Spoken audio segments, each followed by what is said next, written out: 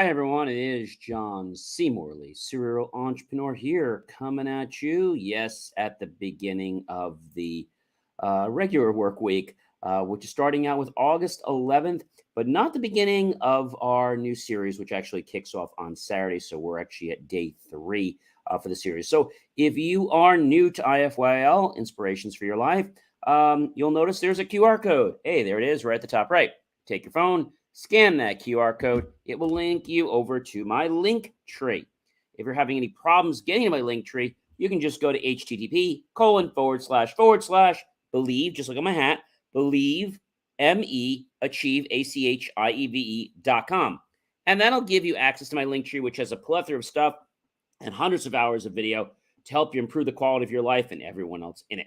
So what are we talking about tonight? I want to thank first of all, our people that have been with us for a long time, and hoping that many of our new people coming and just checking us out will become loyal, just like lots of those other people. So tonight's topic is a really good one, and that is understanding how and why to delegate. So delegation is something we do in life, or we should be doing in life. So let's think about that for a minute. What needs to be delegated? Let's think about it that way, because I think that's probably an easier way to help you guys understand what it means, like what tasks should be delegated. So tasks that should be delegated are things like repetitive tasks. A lot of offices, have their fair share of projects and recurring things. So it's good to delegate those tasks out to people that are used to doing them over and over again, and it can take you off the plate and work on some more important things. Things that are time consuming. All right. These should definitely be delegated. Projects that boost basic skills. Okay. And if something is beyond your job description, it's not something you feel you want to learn because you're not going to do it again, it's a good idea to delegate that. An interesting task, maybe something that you kind of think that's interesting and I'd love to do it, but I really don't know how to start. Do I use a pen? Do I use a hammer? Do I use a chalkboard? Do I use chalk? Do I use a shoe? How do I even get started? So those are great things that you want to delegate. And so everyone says to me, John, when we think about delegation is a way of taking tasks that need to be done and giving them to somebody else so you can focus on other things and taking the stress away from that. So one example of delegating a task, let's say you're the manager of an office, all right, and you have this project you're working on. And one of the tasks that takes a lot of time is researching different prices and sourcing them. That's a great thing to outsource to maybe an intern or somebody in your office that will be able to do that pretty easily. And you could focus on what you do best, which is running the business or working on quotations, etc. So what are delegation skills? So in work settings, it basically means the transfer of responsibility for a task or tasks from a manager to someone.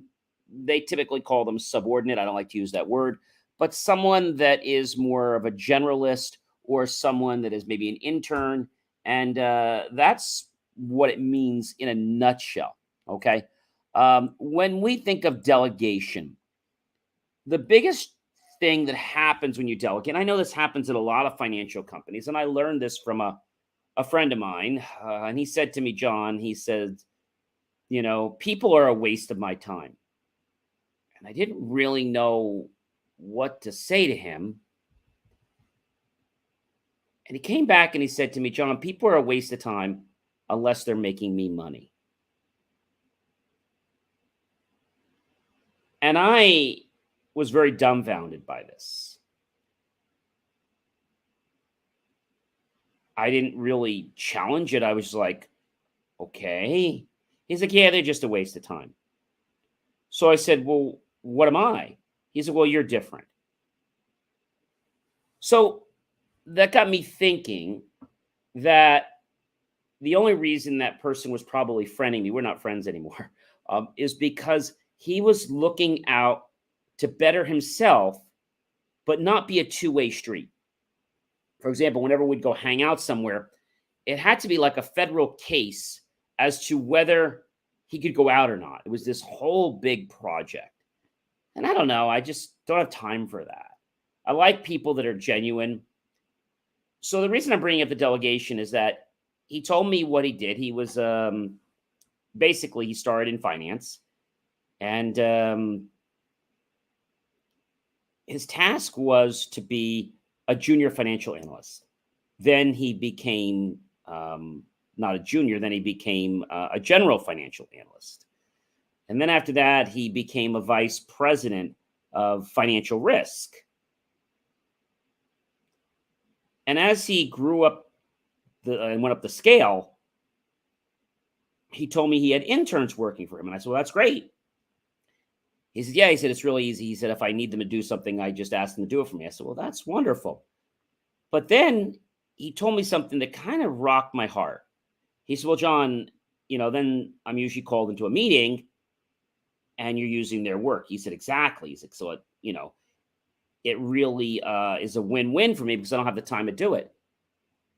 And so I said to him, what happens if the project is not to, let's say, the standards of the board?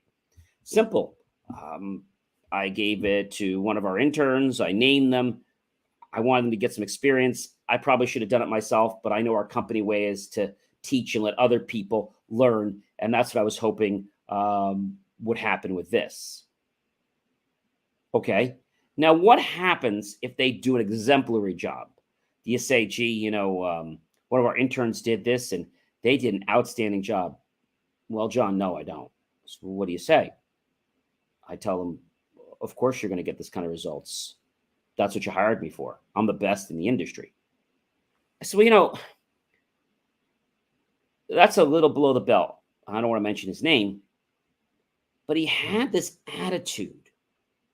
He was a financial person that was kind of like, that FU attitude where if you don't like what I'm doing, well, pretty much the heck with you. But he thought he was so perfect. And in the very beginning, I did think he was, which didn't matter if he was or not. Then I started to realize why people don't want to be around him. Because he's a schmuck to people. He treats them like crap. And then he abuses them for the personal or business gain of himself. Now, that's an example of what not to do when you delegate. When you delegate, it's good to give credibility when they do good and when they do bad, right? Both. I always say, in school, a lot of teachers would say, I got an A, I got a B, right? Well, she gave me a C. She gave me a B minus. She didn't give you anything. That's what you earned. But it's funny how when it gets above a B, like a B plus, well, I got a B plus. I got an A minus. I got an A. I got. But when it's not something that we want, we say, she gave it to me. He gave it to me. That's a little bit disheartening. Thus, a lot of people in life will delegate things, but they'll abuse others. And they'll abuse others. You know why? This gentleman, without to give you his whole career, left jobs and changed them 6 times since I knew him. Yes, he did go all the way up the ladder, but I have to tell you, the way he got up that ladder, it should have been a crime. He lied about things he couldn't do, and he got people to do things so he looked good. But he abused people, and he didn't really teach them anything. And he was nasty and sarcastic to these people. I remember talking to him before one of the holidays several years ago. And we were talking about the holidays coming up and how you're going to go shopping. He's like, oh, I don't know. He's like, this holiday's like, it's a pain. He's like, I didn't get the bonus I was supposed to get. I was just like, I don't know. I was just, a few thousand short from getting this very big bonus. And I was listening to him and I was trying to be compassionate and consoling. And he started to open up then, but he never opened up again. I think because of his attitude, he felt that if others saw him doing that, or even others consoling him, that would demote him as that quote unquote alpha male. We all know what I'm talking about.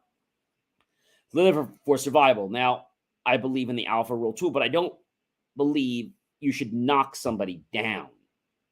Okay. Yes, competition can be fierce, but delegation should be used as a tool to enhance, to augment the level of business you're at, right? That's what it should be about. When we think about delegation, whether it's in a party, like let's say you're getting caterers, and the maitre d delegates work out to the floor workers, to the different servers, right? So the owner of the restaurant delegates the catering responsibilities off to the catering manager.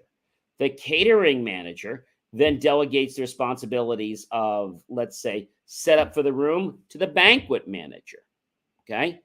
The banquet manager then not only has to set up the room, but he or she is responsible for delegating responsibilities off to the kitchen for the right type of food, making sure the right atmosphere is there, make sure that everything complies with the standards of the owner, because ultimately the banquet manager is going to have to report back to the catering manager, and the catering manager's got to report back to the owners of the company. And if they don't like what they're doing, they're gone. They're out of there. So delegation is a